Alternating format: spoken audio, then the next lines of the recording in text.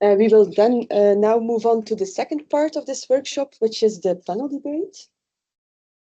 So 4 of the panel members have already been introduced, which leaves 2 more to be introduced right now. First, we have Mika Herkeunen, who will be the moderator of the panel debate. He is Professor of Practice of Circular Plastics and Technology Infrastructures at VTT Technical Research Center of Finland. His career so far has given him extensive knowledge on networks in plastics use and recycling, chemical process technologies, piloting and scale-up, and industrial and applied research. He has been working at VTT for almost 20 years in expert and management positions in the development of industrial chemistry and technology infrastructures. Before VTT, he worked for about 15 years in product and process development in the petrochemical and plastics industry. And then our fifth panel member is As Sayut from Prime. He is the head of R&D at Prime Cleantech for plastic chemical recycling, where a demo plant for plastic pyrolysis has been in operation in Rotterdam since 2024. With a PhD in CFB oxyfuel combustion from the Indian Institute of Technology, Guwahati, he focuses his expertise on the intersection of thermal conversion, plastic pyrolysis, and sustainable energy systems. In addition to his industrial leadership, Dr. Zayut is a visiting scientist at Ghent University, serving as a scientific coordinator for the eLECTRO project. His work focuses on transforming plastic waste into high-value petrochemical feedstocks, driving the transition toward a circular plastic economy through advanced pyrolysis for steel cracking. So now, please, all panel members, take a seat here in front so that we can start the discussion. Nice to see you, many here. It's been interesting discussion, and I guess we will continue about 1 hour still to debate, and there's a lot of questions regarding how we will make this happening, this chemical recycling. We will have a deep panel discussion here. I will start with short introduction, try to a little bit paint the screen where we are now. Then these guys can tell briefly about what the main conclusions of their project or the projects. And then we have a discussion. There's maybe 3 main topics. One is about the technical challenges, innovation needs. That's quite clear. Then we have about the feedstock availability, quality and value chain. And the last one, maybe not least, is the legislation, regulatory barriers, and the business case implications.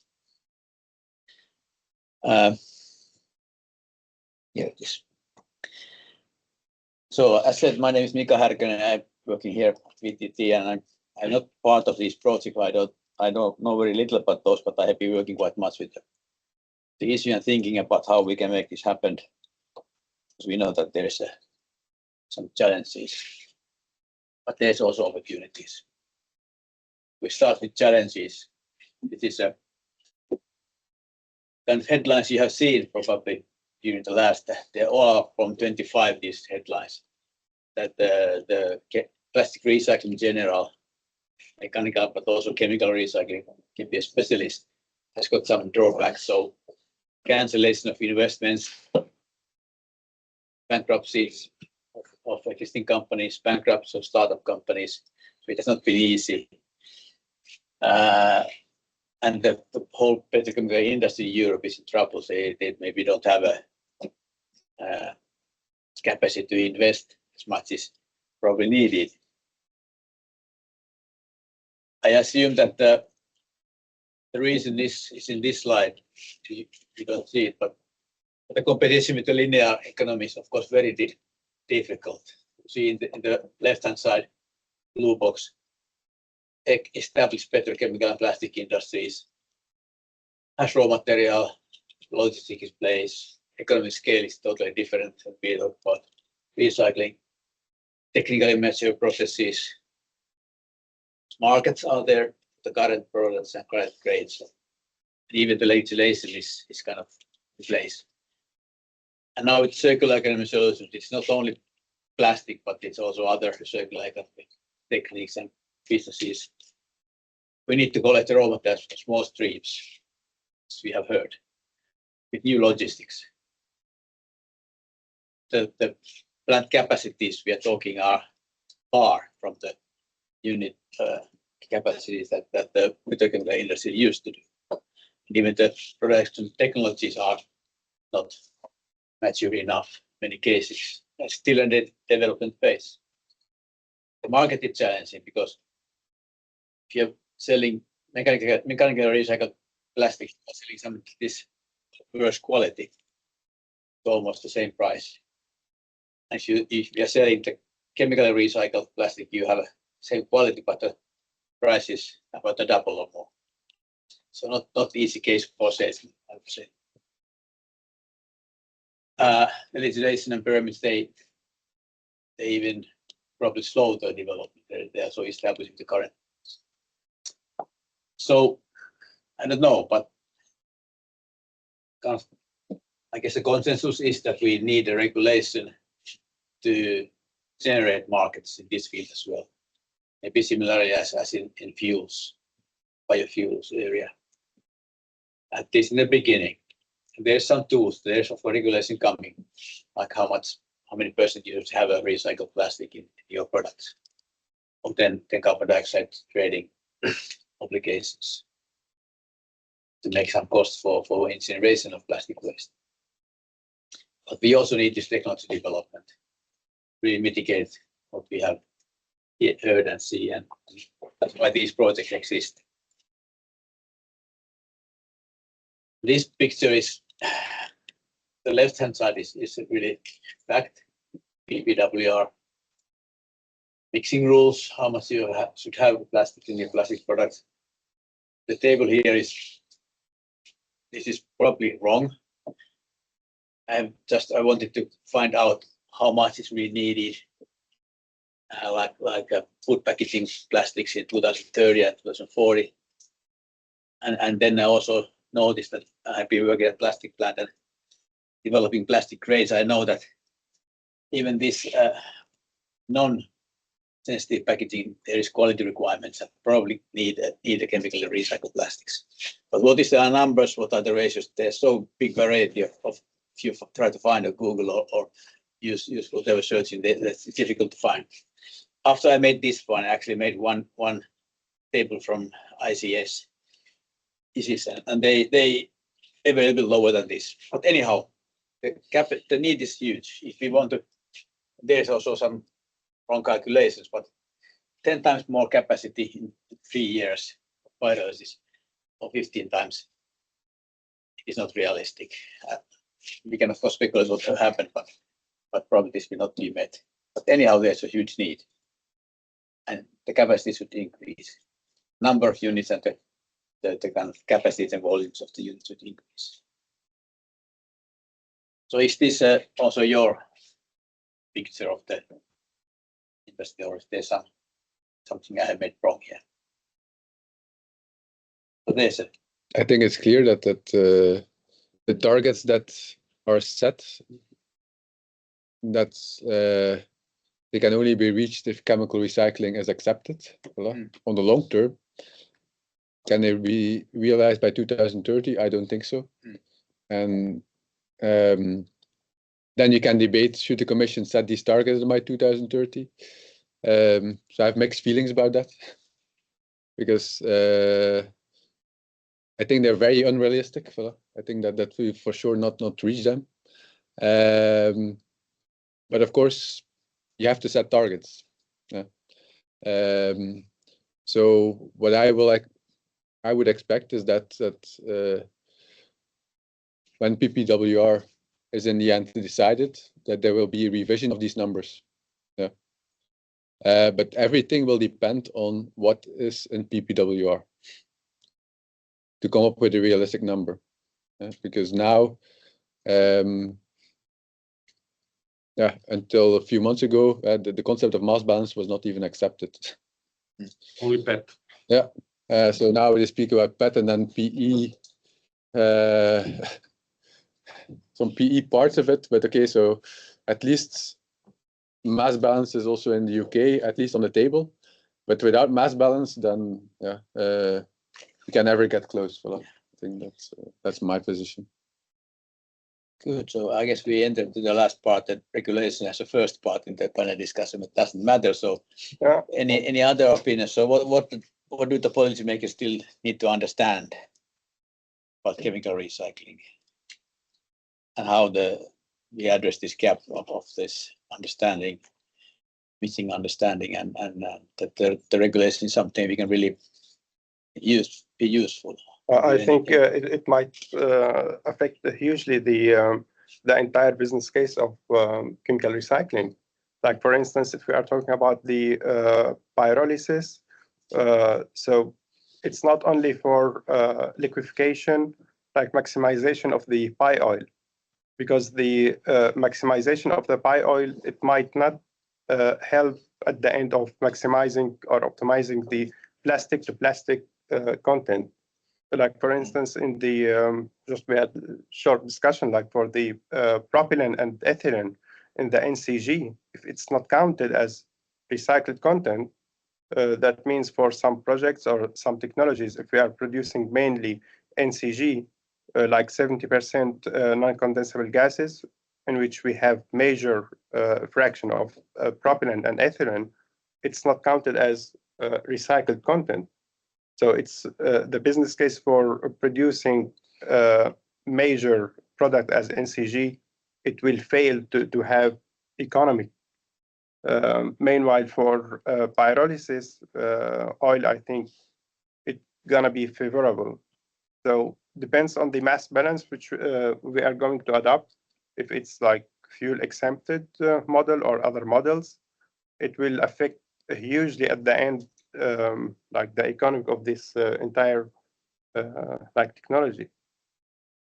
I think the only way, if you want to get to these numbers, you have to allow free allocation, and then that's the only way. If you, but okay, I think this, if you have free allocation, then of course some less selective technologies will also be allowed, which might have a better business case.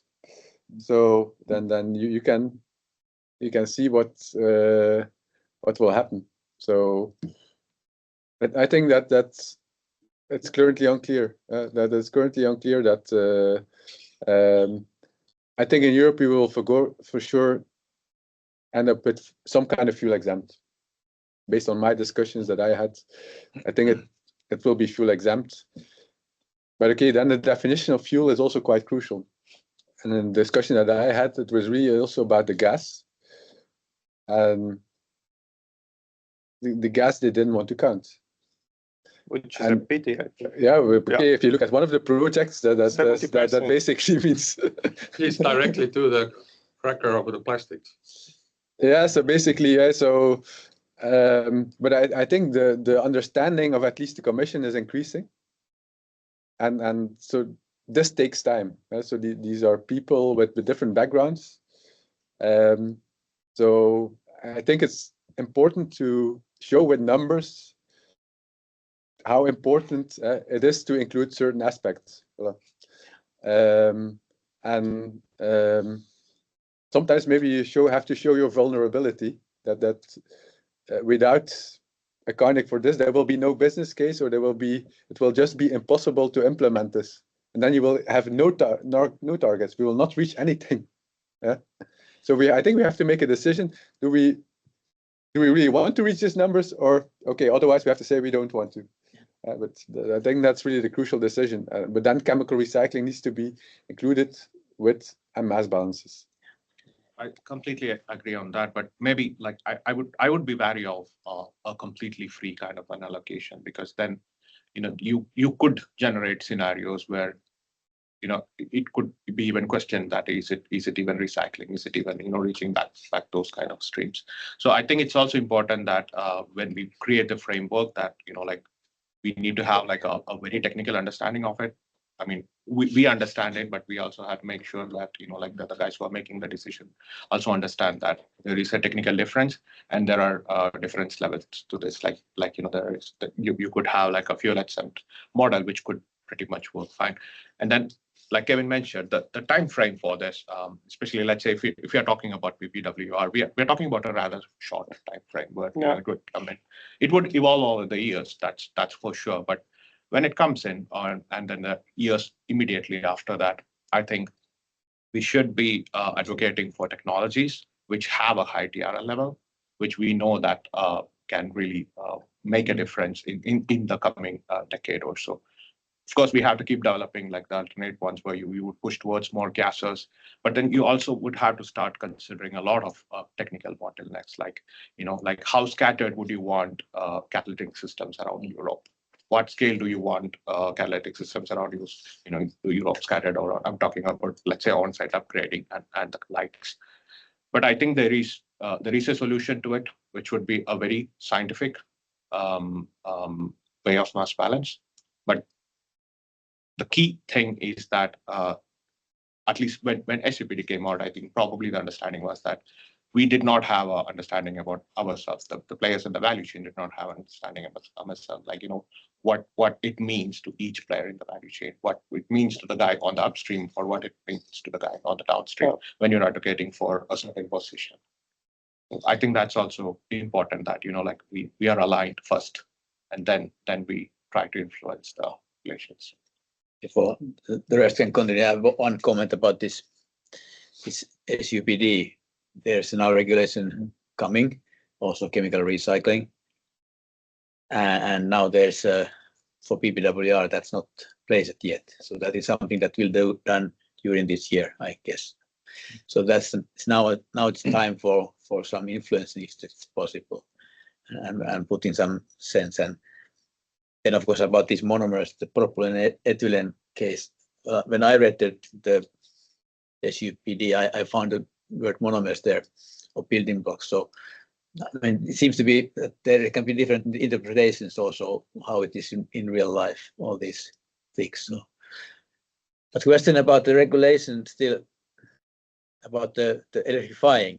Is there something to do with electrified chemical recycling in the regulation? Do you see any kind of influence there? Or for electrification, it's a big topic actually, and if we are going for electrification, it should be associated with sustainable and renewable energy. And I don't think right now we have infrastructure that could meet the requirement. Like if we are talking about solar energy or wind energy with this intermittency, actually it's not enough. And in some cases, if we are talking about full-scale TRL 9, the required energy might be equivalent to the production of renewable energy of entire country.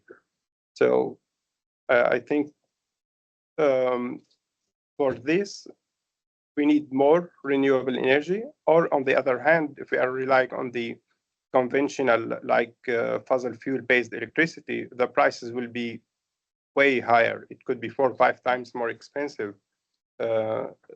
Like in this case, I think for electrification, it will face difficulties when it comes to the renewable to reduce greenhouse gases. And if we are relying on the energizing our like plants with electricity, the prices will be way higher. So for the final economic assessment or business case for electrification, it might need support or subsidies or other things to be really competitive. Nuclear power. Think about They are shutting down in Germany for the past. But I'm not saying that they are doing good. Yeah, but the current situation, I think, and general trend, it's vice versa. Like in Germany, they were shutting down coal plants as well as nuclear plants, and we end up with insecurity. So even whenever we are aiming for electrification, it should go hand by hand with renewable energy. And otherwise, nuclear energy is in a way the nearest one to that. okay, but as a compliment. Sorry, I'm not more. Let's go ahead. I mean, sorry. Christoph, do you have any comments about the regulation? Maybe one comment as we see it is, regardless if you do mechanical or chemical recycling, you need the energy available all the time. And if you look at when do you produce wind and solar energy, which are great in certain times of the day and not so great at the other times of the day. So what really currently is lacking is some capacity to store that, to even it out. And as we, at least in Austria, we see not a lot of projects going on. I know they are huge. They are very, very expensive to build a new water power plant where you can store water and then get it out for the net when you need it.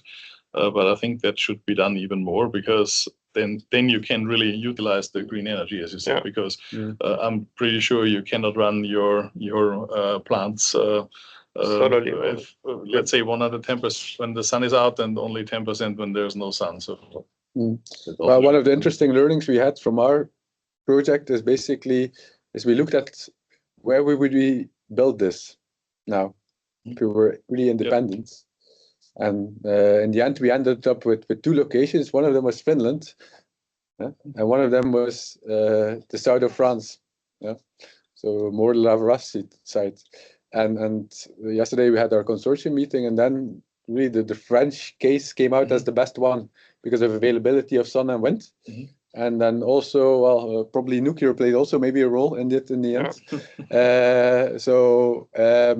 But that really shows that location, if you go to renewable electricity, then location is an important aspect.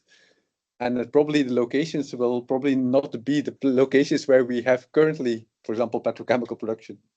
Because in those cases, then we have limited availability of renewable electricity. So that's also a consequence or a choice that you make.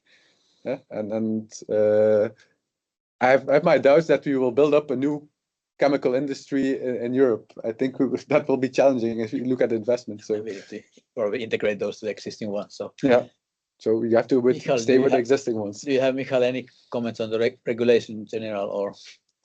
What I see is that no one really knows what will happen soon. And the main aspect why what causes the delay, I guess, because many companies are ready to deploy their technologies. They are just waiting for the right incentives on the side of the regulation. So maybe it's better to go to the things we can influence more. Except the word influence. How could this kind of gang, with this kind of power, with this kind of industry behind it, also give some more incentives to our EU people and give it in the language that they understand? Because it is frankly so that they do not understand these whole things. I guess the industry is doing that all the time, and also they're asking for universities and researchers. So that is ongoing, but really there has to be probably some changes compared to SUPD regulation when we apply those in the PPWR. But let's go to the technical challenges and innovation needs. As I said, there's still also technical things we need to improve, and it's about I guess the yields and process units and whether they are integrated or not, and then impurity treatments. There's still a lot of things to do, and capacity, economy scale. So maybe I start with the main, maybe one of the main thing in pyrolysis especially is the yield.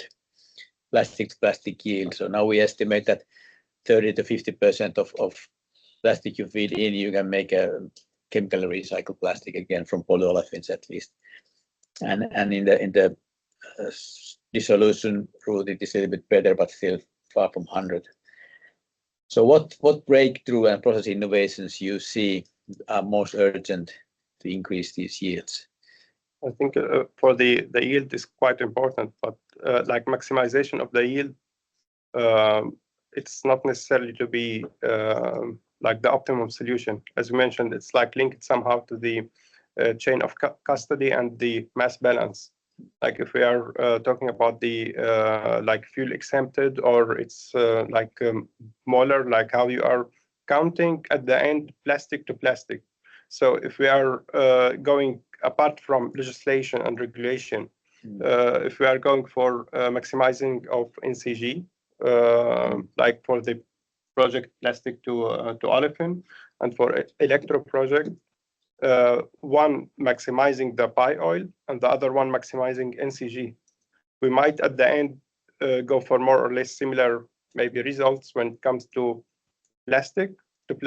Like if we are processing 100 tons of plastic, how much we are producing ethylene and propylene, which goes again for producing new like version, let's say, or based on recycled content. So even though it's quite important to maximize the pie oil, but I think under the umbrella of mass balance, it's better to talk maybe about the plastic to plastic, like how much we are getting out of this end of life plastic and recycle to get like recycled based plastic. Let's assume that we can calculate both the gases and olefins and the pie oil as a recycled product. So how can we increase the yield, because there's always a so basically so that's also what we studied in our project, and especially by Thessaloniki is catalytic options. And it's clear that with catalytic options we can get higher yields substantially. The question is that these are processes which are substantially lower TRL today. So TRL4 maybe. So we are building things in Ghent, but there you can. We have catalysts which basically ends up with more than 90%. More than 90%. And okay, so if you can scale those up, then you have a better business case. On the other hand, and that's also what I like about Coldbrook, is that if you go for the oil route, then with the Coldbrook technology, the short residence time cracking, that really increases yields. And of course, if you do that not only for the fossil part, but for the naphtha part, if you combine those two effects, this can be really substantial. I'm convinced that if you do it properly, you can really get maybe 5-8% extra yields. But if you count that for the large numbers, a steam cracker is 1.5 million tons, 3 million tons, 4 million tons of feed that's going in.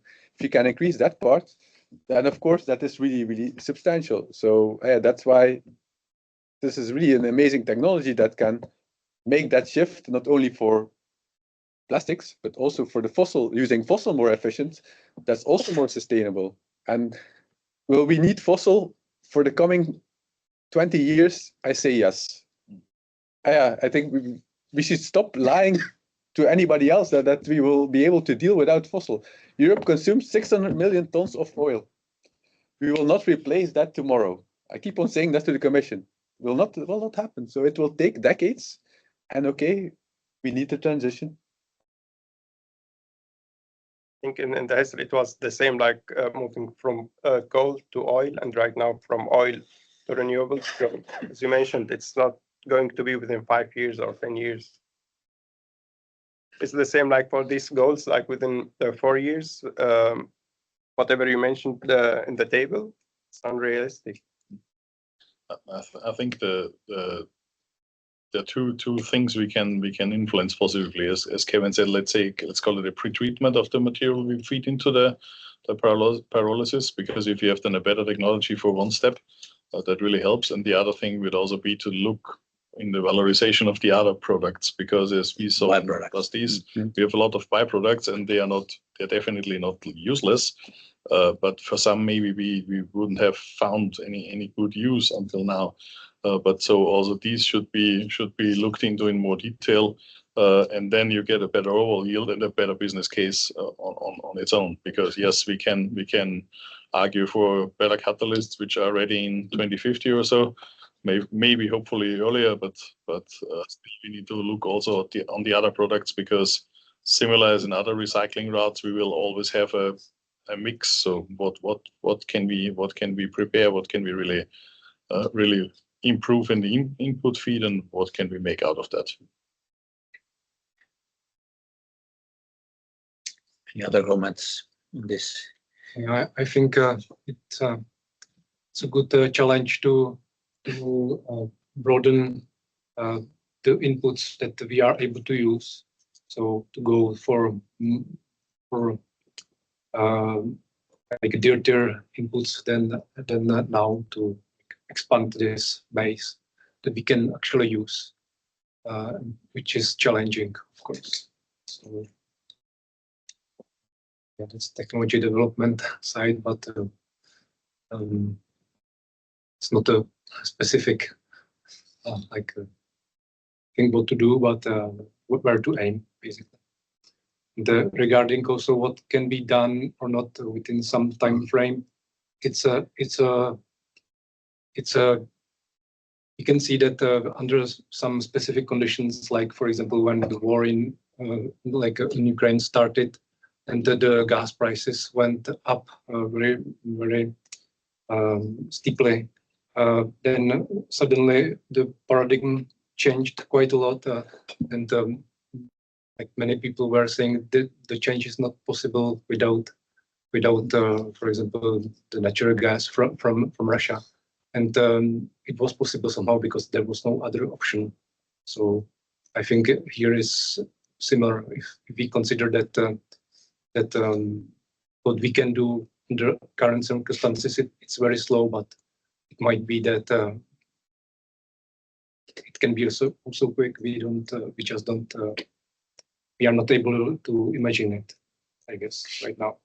Yeah, I agree with Jeremy on the fact that we should be focusing on the right things. I think what we focus on is important because the entire industry itself is going through a transformation. We need to first save the value chain so that we can be part of the value chain.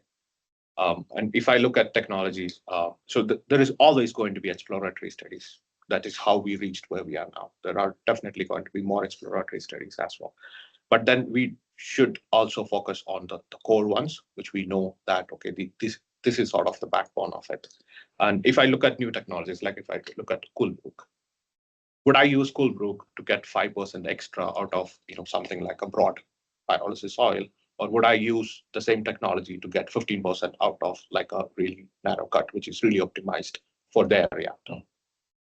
So you could fit the puzzles different ways, and I think the way you should be fitting those puzzles is that each player in the value chain somehow magnifies the advantage of the previous player. It should not be in the direction that, okay, we lose 5% because this is broad range, but then we have this another technology which is 10% better, so now you get 5 out of it. Right. We are in a situation where we cannot introduce any more inefficiencies in this value chain. So I think that should be the approach we should be using for each of us. Like it includes everyone in the value chain. That we should really build on what's the guy before us and the player after is doing. So maybe I could go to a little bit one maybe a little bit more detailed technical question, but anyhow we have. I guess today's most of the pyrolysis units are using this non-condensable gas as a fuel, as an energy.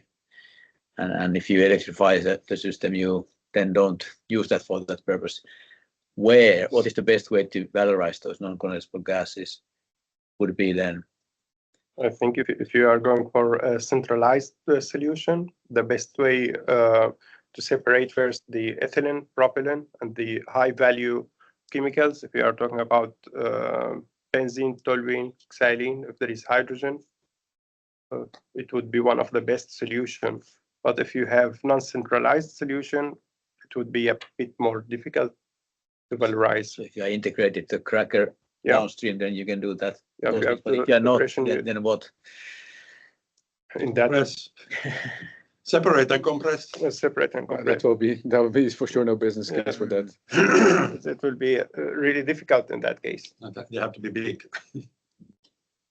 But I see, like, from the sizes of like pyrolysis plants so far, they are not really sufficient and big enough to have their like separation units, for instance, or to have one more unit for valorization. I think maybe the business case for upgrading plants right now, it's working in centralizing one upgrading plant, and from which like they can collect from different geographical places the pyrolysate oil. So unless you go for centralized like solution, most probably this NCG will be either incinerate, like flared, or maybe in the best case injected to the with some constraint, or maybe post processing to be injected to the natural gas network.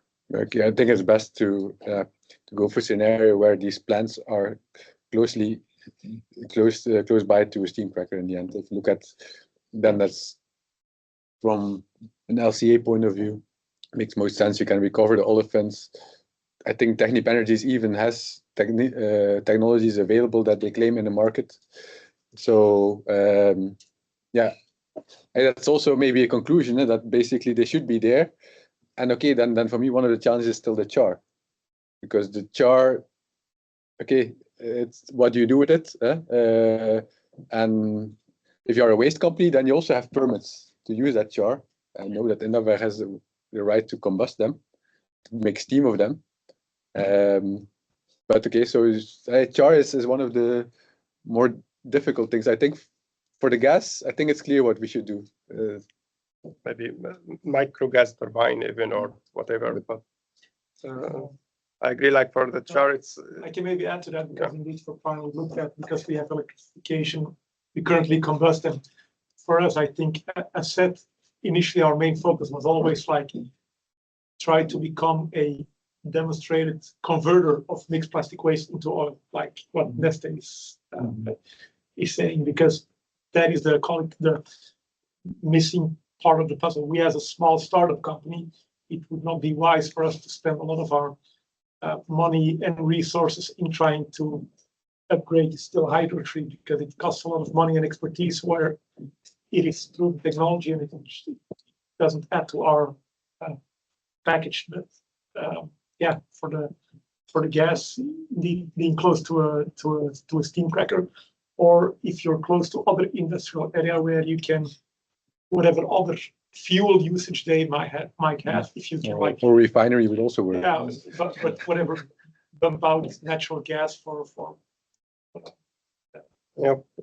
Coming back to char, I think the main issue with the char is like in gray area. It's neither like majorly CHNS, nor inorganic. You have mixture of everything, and the like consistency is missed, like in the end of life plastic. So you have in some cases like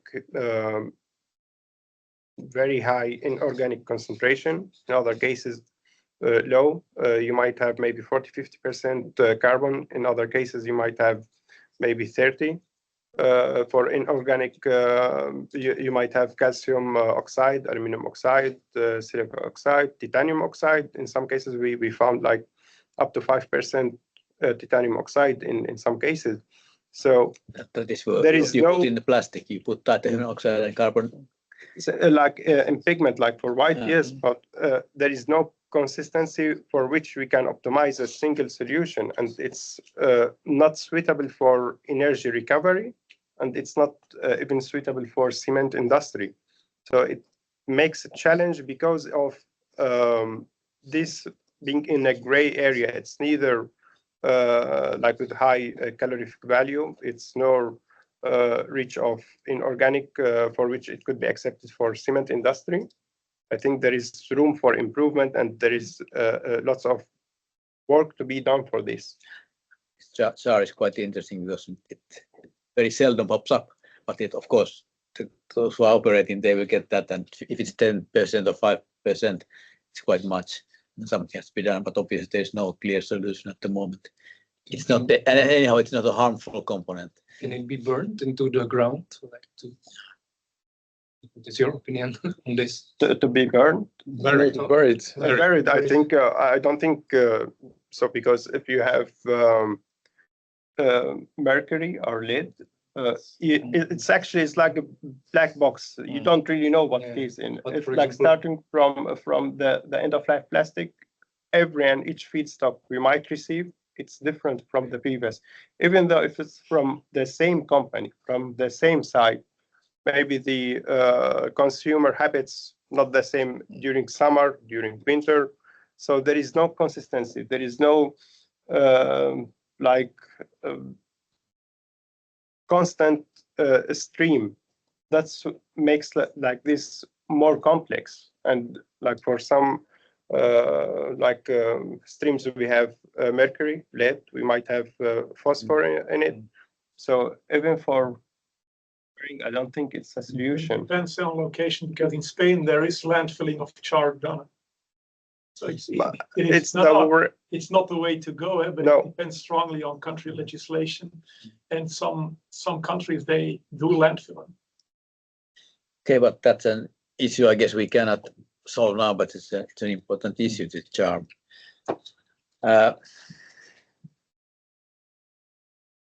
Well, we discussed shortly about this integrated or distributed pyrolysis. I guess what Neste is using is a distributed, so they just liquefy and they use the gases for energy, and you collect the oils and then you refine. And that's one way. I guess it will go also in future, but I guess the integration is also something that is come.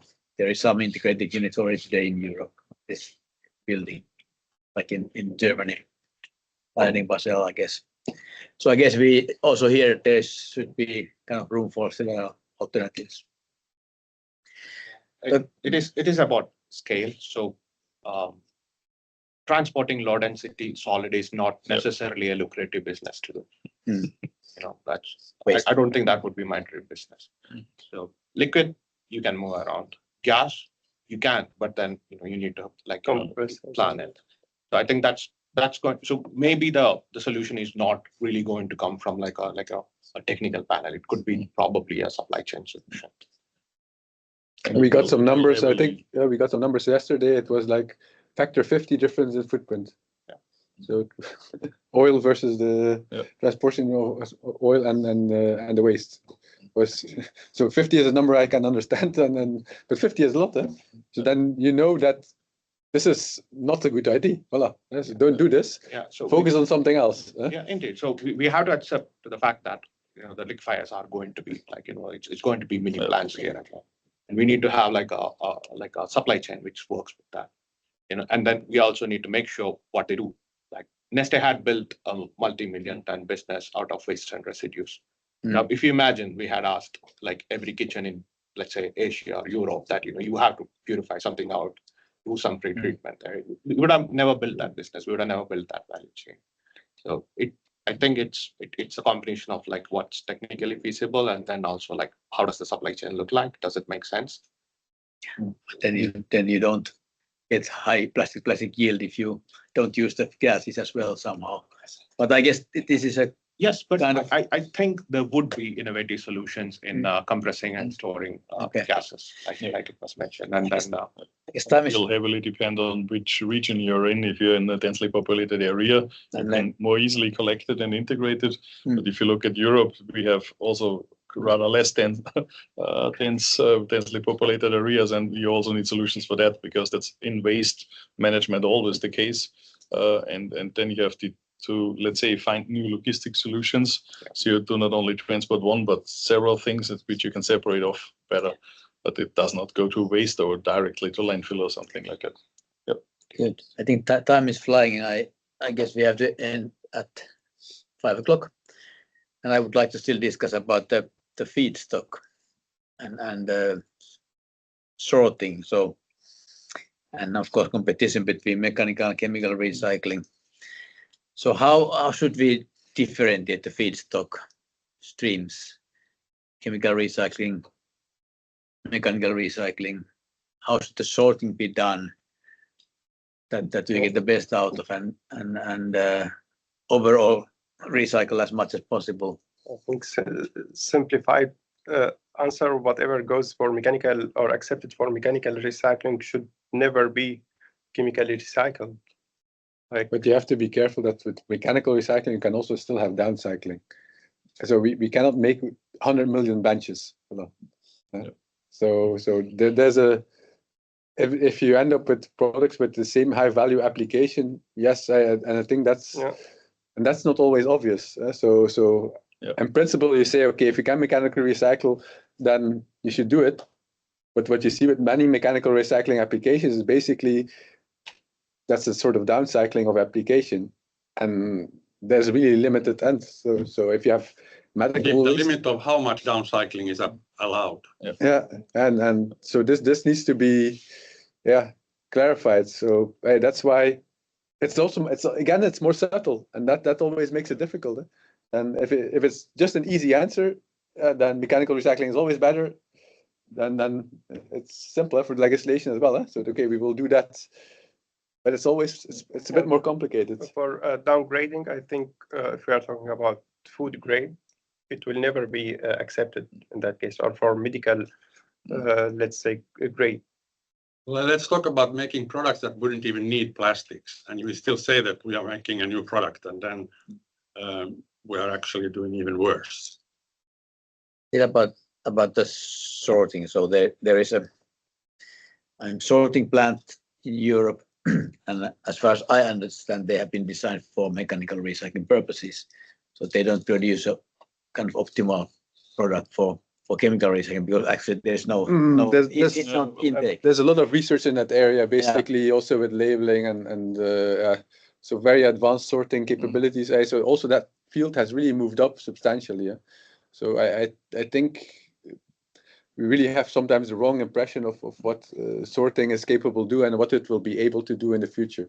So I've been working with several advanced companies in Germany with advanced labeling and so on, and it's unbelievable what they can sort out and in how many fractions that they can do this. But again, in the end, for me, the consumer will have to pay for it. And it's the fact that all the plastics that we produce right now are basically too cheap. Voilà. They're too cheap. And as long as we cannot convince today, nobody will want to pay more, because that's basically current. So we basically have to force it, and then we have to force it that's the only way for me that there should be a premium for recycled content, and because otherwise for me the business case can never work. For everything what I've seen is that it cannot compete with oil and gas today.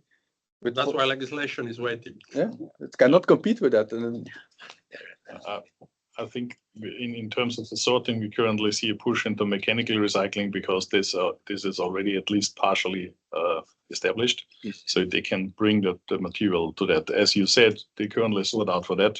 I'm pretty sure that we can define it better, not to going into downcycling, and to let's say then really also. You also have to always think about the scale. With mechanical recycling, I can maybe run a feasible business with, let's say, 40,000 tons a year already.